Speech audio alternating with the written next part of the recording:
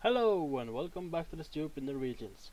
I'm Jock and I'm your host. Today I'm gonna read a creepypasta called Lakeside, submission by Eric Lawrence. So without any further ado, I'm gonna start reading. 3:47 p.m. August 4th, 1973.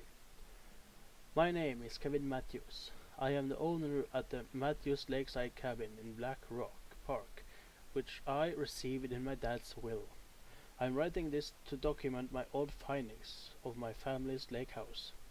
I've been looking at real estate ads in the paper to get a good idea of how much I can get of the place.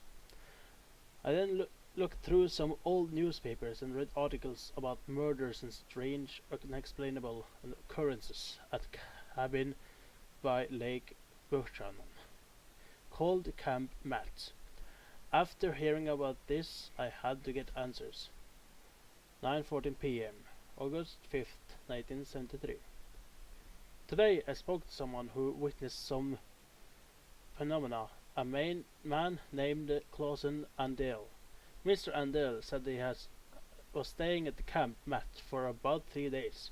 On the third night he saw a man standing under a tall oak out front, staring into the cabin windows. Another odd thing Clausen said is that the man was wearing some clothes that he was imitating him. Another Ruth Oakley found her husband Dylan stabbed to death under the tall oak at Camp Matt in 1953. She swore her innocence to the police and that she had nothing to do with his death, but only prints found on the knife was hers, and she claims she only touched the knife after pulling it out of her husband.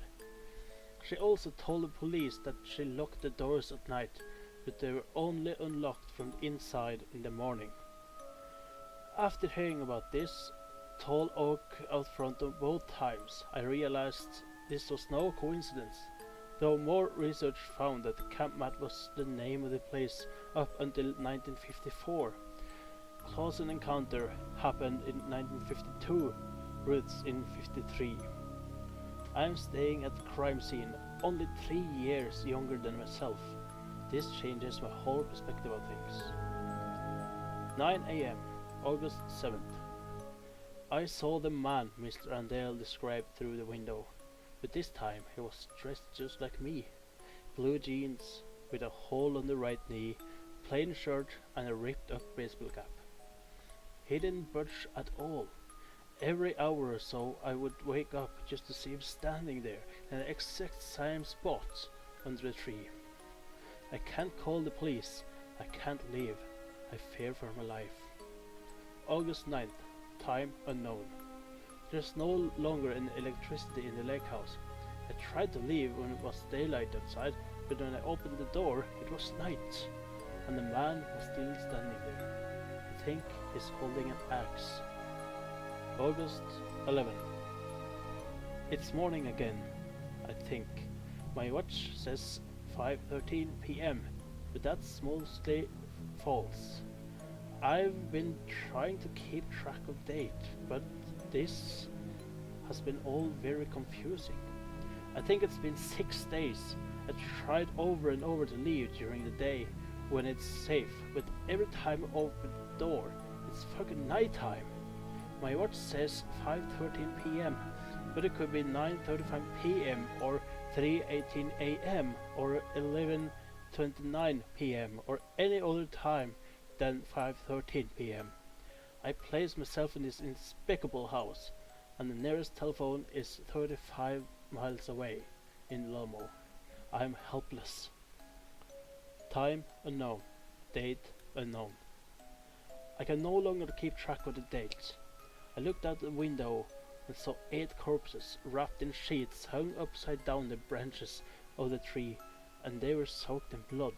The man with the axe still in his spot, waiting for me to step out of here. I've run out of options. I'm going outside. Time unknown. Date unknown. I'm outside. I stood in the light of a lamp mounted on a tree. I keep seeing a man inside the house. He keeps staring at me through the windows. He looks exactly like me. I found an axe at the tree's base. the man in the house is an imposter. He will come out of there, and when he does, it'll all be over.